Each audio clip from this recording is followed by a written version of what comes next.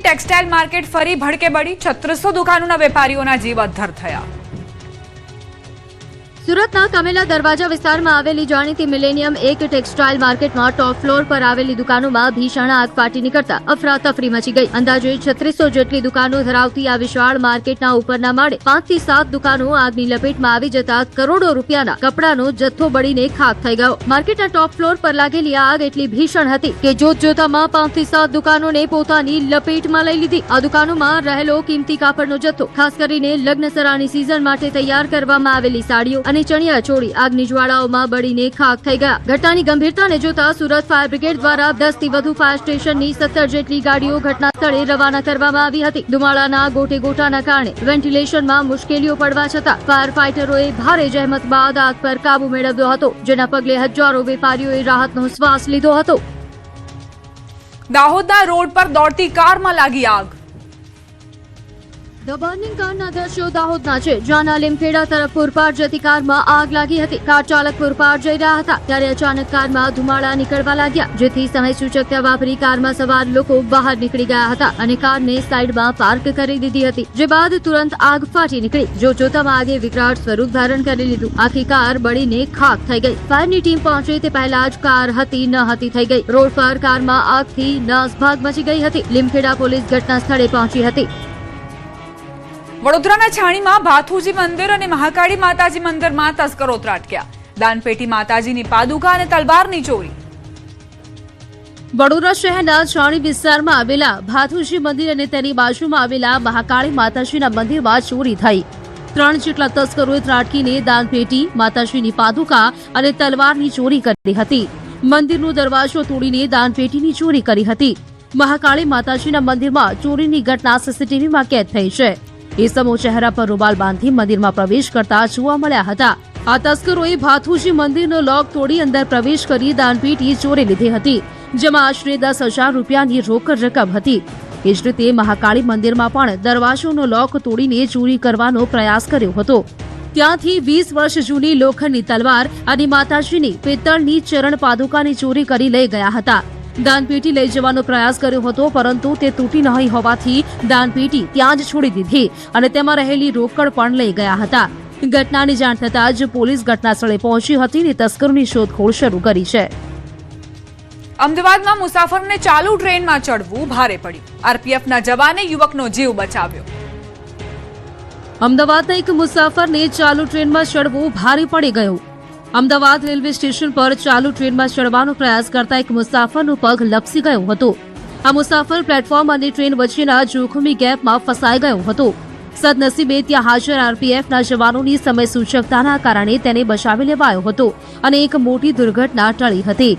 CCTV ફૂટેજમાં જોઈ શકાય છે કે ટ્રેન ચાલી રહી છે ત્યારે કોઈ એક મુસાફર પહેલા ટ્રેનમાં ચડી જાય છે, ત્યારબાદ આ મુસાફર પણ ચડવા જતાં ટ્રેનની સ્પીડ વધી જતા તે પોતાનું બેલેન્સ ગુમાવી દેતા ટ્રેન અને પ્લેટફોર્મની વચ્ચે ફસાઈ જતા તાત્કાલિક ત્યાં હાજર આરપીએફના જવાનોની નજર પડતા જ તરત જ દોડીને તેને ટ્રેન અને પ્લેટફોર્મ વચ્ચેથી દૂર ખેંચી લીધો હતો અને તેનો જીવ બચાવ્યો હતો। પૂછપરછ દરમિયાન જાણવા મળ્યું હતું કે મુસાફરનો પુત્ર પુણેની હોસ્પિટલમાં આઈસીયુમાં દાખલ હોવાથી તેઓ ઉતાવળમાં હતા અને ટ્રેનમાં ચડવા જતાં પડી ગયા હતા।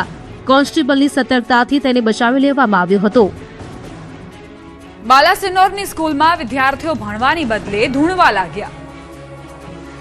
સામાન્ય રીતે શાળાના ક્લાસરૂમમાં વિદ્યાર્થીઓ ભણતા જોવા મળે છે અથવા તો પરીક્ષા આપતા હોય તેવા દ્રશ્યો સામે આવે, પરંતુ મહીસાગરના બાલાસિનોરની તાલુકા પીએમસી શાળાના ક્લાસરૂમના દ્રશ્યો જોઈ લો, જાણે ક્લાસરૂમમાં શિક્ષણના પાઠના બદલે માતાજીનો માંડવો ચાલતો હોય તે રીતે વિદ્યાર્થીઓ ભૂવા બનીને ધૂણી રહ્યા છે। દ્રશ્યોમાં જોઈ શકાય છે કે ક્લાસરૂમમાં વિદ્યાર્થીઓ પોતપોતાની બેન્ચમાં બેસીને જાણે માતાજીના ભૂવા હોય તે રીતે ધૂણી રહ્યા છે। શિક્ષણના પાઠના બદલે શાળાના શિક્ષકો બાળકોને અંધશ્રદ્ધાના પાઠ ભણાવી રહ્યા છે। વિડીયો વાયરલ થતા શાળાના આચાર્યએ દાવો કર્યો કે શાળાના વાર્ષિકોત્સવમાં ભુવાના ગીત પર વિદ્યાર્થીઓ ધૂણ્યા હતા, પરંતુ સવાલ એ છે કે કાર્યક્રમમાં આવા અંધશ્રદ્ધાવાળા ધૂણવાનો ડાન્સ કોણે નક્કી કર્યો? પાલીતાણાના શેત્રુંજય પર્વત પર સિંહ લટાર મારવા નીકળ્યો તો રાજુલાના મોટા આગરિયા ગામની શેરીમાં સિંહોએ ધામા નાખ્યા। શિકારની શોધમાં ફરતા ફરતા સાવજો હવે શહેર સુધી પહોંચી રહ્યા છે. ભાવનગર પંથકમાં પણ સાવજોની સંખ્યા વધુ છે. ત્યારે શેત્રુંજય તીર્થમાં 6 ગાઉની મહાયાત્રા શરૂ થાય તે પહેલા ભાવનગર જિલ્લાના પાલિતાણા શેત્રુંજય પર્વત પર સિંહ પહોંચી ગયા હતા. પર્વત પર 2 સિંહ લટાર મારતા દેખાયા. જાણે દર્શન કરી ઉપરથી નીચે આવતા હોય તે રીતે ગીરના ડાલા મથ્થા પગથિયાથી નીચે ઉતરતા જોવા મળ્યા હતા. સ્થાનિક યાત્રિકોએ પણ સાવજોના કારણે થોડીવાર રોકાવું પડ્યું હતું. ત્યારે 6 ગાઉની યાત્રા પહેલા સાવજો દેખાતા ભક્તોમાં ભયનો માહોલ છે. વન વિભાગ પૂરતો બંદોબસ્ત ફાળવે તેવી માંગ ઉઠી છે. આ તરફ અમરેલીના રાજુલામાં સાવજોના આંટાફેરા વધ્યા છે. મોટા આગરિયા ગામની શેરીમાં સાવજોએ ધામા નાખ્યા હતા. દ્રશ્યોમાં જોઈ શકાય છે કે સુમસામ રાત્રે ગામની બજારોમાં એક બાદ એક સાવજ જાણે પેટ્રોલિંગ કરી રહ્યા હોય તેમ આંટા મારે છે. મોડી રાત્રે ગામમાં કેસરીની ગર્જનાથી લોકો ડરી ગયા હતા. જોકે કોઈ શિકાર ન મળતા ગીરના રાજા જંગલમાં પરત ફર્યા હતા. આ તરફ રાજકોટના જસદણમાં પણ સિંહે ધામા નાખ્યા. જસદણના બળોદ સીમ વિસ્તારમાં એક સિંહ આવી ચડ્યો હતો અને ખેતરે બાંધેલા એક બળદનો શિકાર કર્યો હતો. આ અંગેની જાણ થતા ખેડૂતોમાં ભય ફેલાયો હતો અને વન વિભાગની જાણ કરવામાં આવતા જસદણ વન વિભાગની ટીમ પહોંચી હતી. વન વિભાગ દ્વારા વાડી વિસ્તારમાં રહેતા અને ખેતરમાં કામ કરતા લોકોને ખાસ સાવધાની અને તકેદારી રાખવા સૂચના અપાઈ. ઝઘડિયા જીઆઈડીસીમાં ચાલતી 9 ગાયના ટપોટપ મોતથી ખળભળાટ. ભરૂચ જિલ્લાના ઝઘડિયા જીઆઈડીસી વિસ્તારમાં ચરતી 9 ગાયોના એકસાથે મોત થતા ચકચાર મચી ગઈ. ઝાડવાળી ખુલ્લી જગ્યામાં ચરવા માટે છોડવામાં આવેલી ગાયો થોડા સમય બાદ બેભાન હાલતમાં મળી આવી હતી અને તેમનું મોત નીપજ્યું છે. ઘટનાથી સ્થાનિકોમાં ભય અને ચિંતા ફેલાઈ ગઈ. ગાયોના માલિકે શંકા વ્યક્ત કરી છે કે ગાયો દ્વારા કોઈ નુકસાનકારક વસ્તુ ખાવાથી અથવા પ્રદૂષિત પાણી પીવાથી આ મોત થયા છે. ઘટનાને પગલે વિસ્તારમાં આવેલી કેટલીક કંપનીઓ દ્વારા છોડાતા પ્રદૂષિત પાણી અંગે સવાલ ઉઠ્યા. તંત્રને જાણ કરવામાં આવી છે અને ગાયોના મોતનું ચોક્કસ કારણ જાણવા તબીબી તપાસ અને નમૂનાઓની તપાસ કરવાની માંગ ઉઠી રહી છે. વડોદરાના હરિધામ સોખડાના બંને જૂથના સંતો એક મંચ પર જોવા મળ્યા. આર્ટ ઓફ લિવિંગ આશ્રમમાં 4 વર્ષ બાદ બંને જૂથના સંતો સાથે જોવા મળ્યા. બંને જૂથના રવિશંકરના કાર્યક્રમમાં હાજર રહ્યા. ગાંધીનગરના રાંધેજામાં કપિરાજનો આતંક જોવા મળ્યો. કપિરાજે યુવાન પર હુમલો કરીને યુવાનને બચકું ભરતા હોસ્પિટલે ખસેડવાની ફરજ પડી હતી. ત્યારે વન વિભાગની ટીમ અને ખાનગી પશુ ટ્રસ્ટની ટીમે તોફાની ચડેલા વાનરનું રેસ્ક્યુ કર્યું. રાજકોટમાં ફરી એકવાર ટ્રાફિક પોલીસ અને વાહન ચાલક વચ્ચે બબાલ થઈ હતી. લીમડા ચોકમાં વાહન ટો કરવા મુદ્દે ઉગ્ર બોલાચાલી અને માથાકૂટ સર્જાઈ હતી.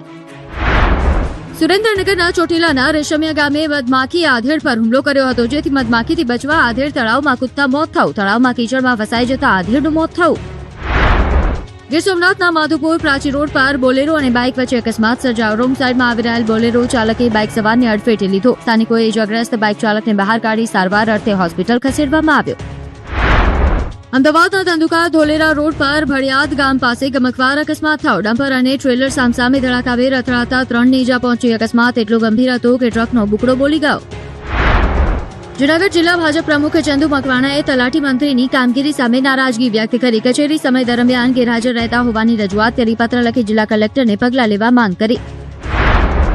સ્થાનિક સ્વરાજ્યની ચૂંટણી પહેલા ભાજપને મોટું ઝટકો લાગ્યો. પાટણ નગરપાલિકાના ભાજપના કાઉન્સિલર નરેશ દવેએ પક્ષના સભ્યપદેથી રાજીનામું આપી ભાજપ સાથેનો છેડો ફાડી દીધો છે. પોતાના વિસ્તારમાં વિકાસ કામો ન થતા નારાજગી વ્યક્ત કરી નરેશ દવેએ આ નિર્ણય લીધો.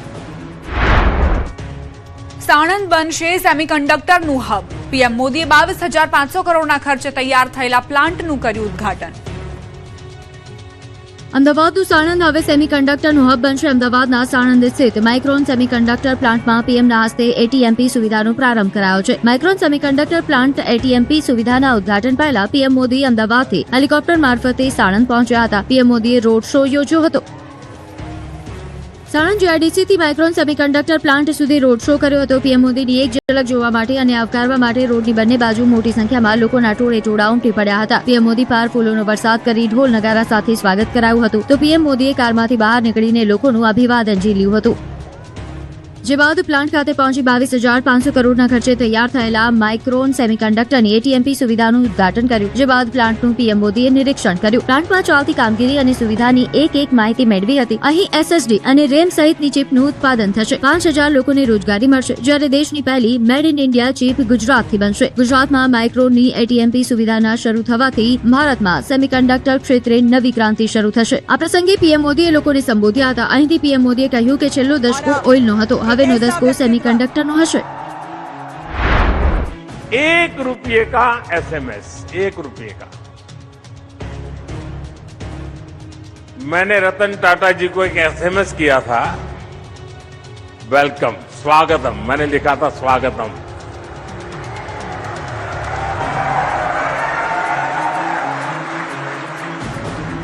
₹1 का इन्वेस्टमेंट, एक गुज्जू क्या कर सकता है देख लीजिए।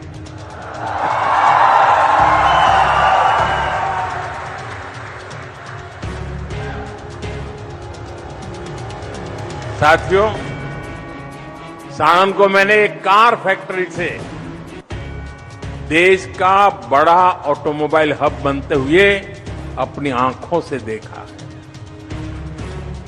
સુરત થયું ખાલી, હોળીની ઉજવણી કરવા પરપ્રાંતિયોની વતન તરફ દોટ।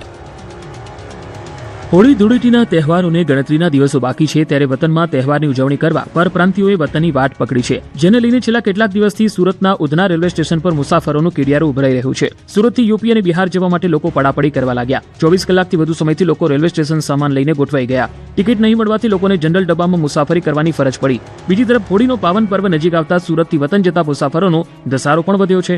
તેને જોતા પશ્ચિમ રેલવેના સુરત અને ઉધના રેલવે સ્ટેશન પર વ્યાપક તૈયારીઓ કરવામાં આવી। 2 દિવસમાં 20 ટ્રેન દોડાવવામાં આવશે તથા જેમાં 6 થી વધુ અને સ્પેશિયલ ઓન રિઝર્વ ટ્રેન દોડાવવામાં આવશે। આ સાથે 5 ટ્રેનમાં ડબ્બાઓ પણ જનરલ કરી દેવામાં આવ્યા છે, જેથી મુસાફરોને પોતાના માદરે વતન મોકલી શકાય।